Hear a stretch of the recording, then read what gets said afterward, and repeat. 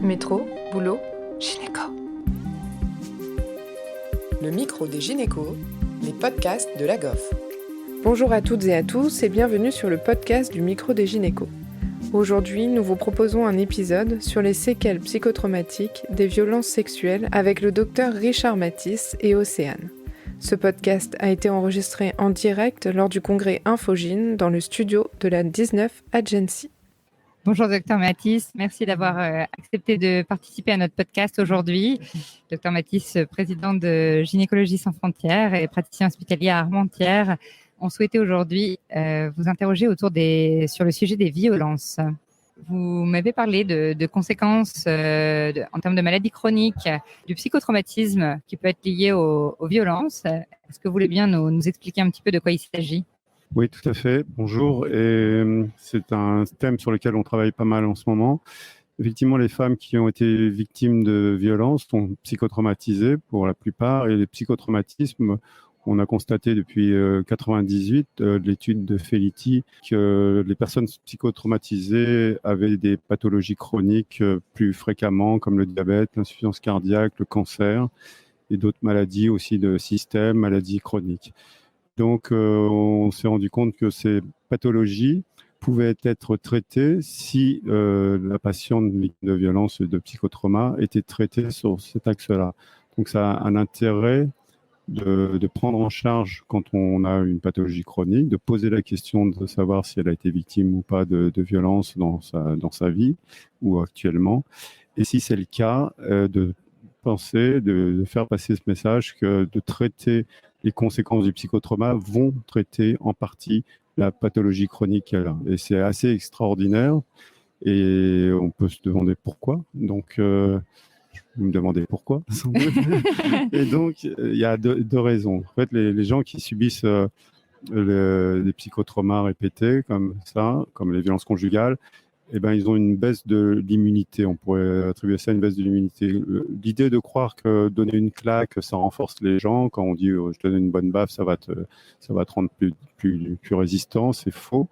Plus vous frappez quelqu'un, que ce soit physiquement ou verbalement, psychologiquement, plus vous l'affaiblissez. D'ailleurs, il suffit de voir un match de boxe, la personne qui prend le plus de coups est en général la plus faible.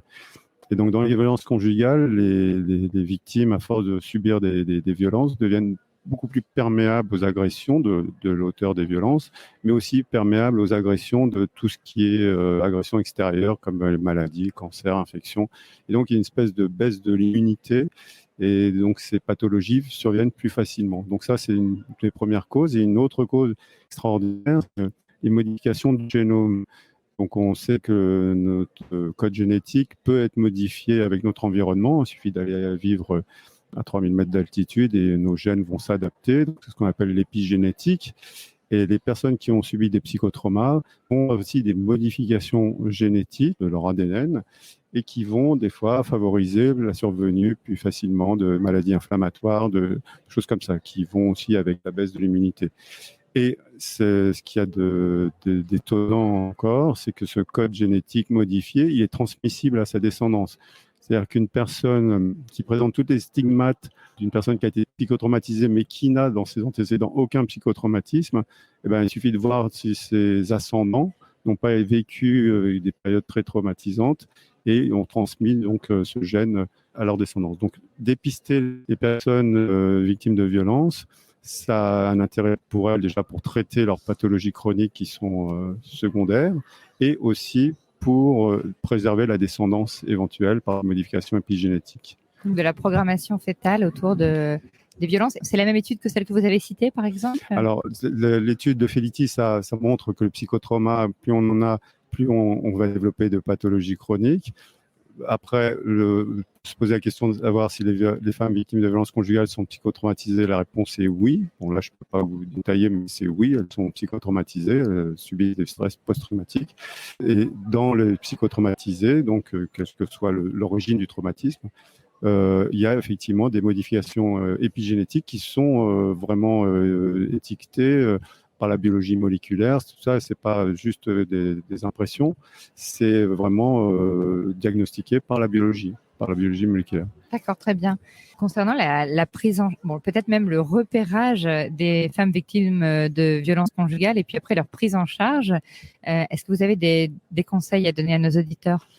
Alors oui, nous, avec Gynécologie sans frontières, notre grande mission par rapport à la mission France sur ces violences, c'est de former, de sensibiliser en tout cas les professionnels de santé à leur rôle vis-à-vis de ces femmes victimes de violences, parce qu'ils ont un rôle comme tout citoyen d'empathie, de bienveillance vis-à-vis des victimes, d'une part, mais en tant que professionnels de santé, il faut savoir qu'ils peuvent traiter des pathologies qui n'ont apparemment rien à voir en prenant en charge l'aspect violence et psychotraumatique. Donc, ce qu'on invite à faire, c'est de repérer systématiquement, de se poser la question, et en gynéco, c'est facile, quand on a des douleurs pelviennes chroniques, l'endométriose, différentes pathologies, poser la question des violences de façon systématique, facile, il n'y a pas de honte à avoir, et vous allez voir que souvent la réponse est oui. Et dire à la patiente, et en être convaincu soi-même, qu'en prenant cette partie des violences en charge et du retentissement psychotraumatique, on va traiter aussi les pathologies. Et ça peut paraître extraordinaire, mais moi j'ai fait l'expérience de passer d'une incontinence, après avoir posé la question à une femme qui n'avait plus d'incontinence. C'est assez extraordinaire et c'est vraiment une chance qu'il faut prendre pour pouvoir traiter définitivement les patientes. Donc, faire du repérage. Et pour cela, donc, on met en place une plateforme numérique pour les professionnels de santé avec une base documentaire qui reprend un peu tout ce qui a été dit. Et il y a plein de documents sur Internet, mais avec un regard de professionnels de santé et réécrit par des professionnels de santé pour des professionnels de santé. C'est-à-dire que quand vous allez sur Internet, vous êtes face à une patiente, vous pouvez pas lire un livre de 200 pages. Il vous faut des fiches réflexes et des choses comme ça. Et tout ça, c'est en place sur la plateforme qui est lancée depuis le fin septembre de cette année, là, 2022. Via le site de GSF, alors oui, vous pouvez l'avoir via le site de GSF, mais sinon, c'est une plateforme qui est dédiée... et qui s'appelle comment ? Plateforme Violence Santé Femmes. D'accord. Et du coup, donc sur cette plateforme, des ressources numériques théoriques par thème, c'est ça ? Voilà. Donc il y a une base documentaire qui est bien documentée et qui a vraiment cet œil particulier qu'ont les professionnels de santé, assez pragmatique, disons, rapide d'accès aux informations. Et il y a aussi un annuaire géolocalisé pour toutes les professionnels qui souhaitent apparaître sur cet annuaire. Et dessus, il y a tous les acteurs, parce que la démarche, une fois qu'on a repéré une patiente, ce sont des choses assez simples. Il suffit simplement de la laisser parler, de lui dire qu'on la croit, et après d'essayer de l'orienter. Il ne s'agit pas de la prendre en charge tout seul, mais de l'orienter vers les structures. Et dans cet annuaire, il y a toutes les structures où on peut orienter les patientes de façon efficace. Les structures associatives ou... Alors, le but, c'est qu'il ne soit pas exhaustif, justement. Il y a beaucoup d'annuaires qui sont créés. Donc, nous, on veut que l'annuaire, chaque adresse corresponde à quelqu'un qui est vraiment impliqué. Parce que des fois, moi, je vois passer des flyers où, dans ma région, il y a le numéro du standard de l'hôpital.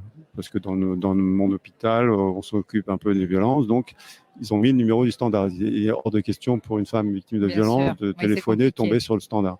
Donc, nous, ce qu'on veut, c'est que chaque numéro, peut-être qu'il n'y aura pas beaucoup de numéros, mais un numéro est présent ou un moyen d'accès, il soit fonctionnel.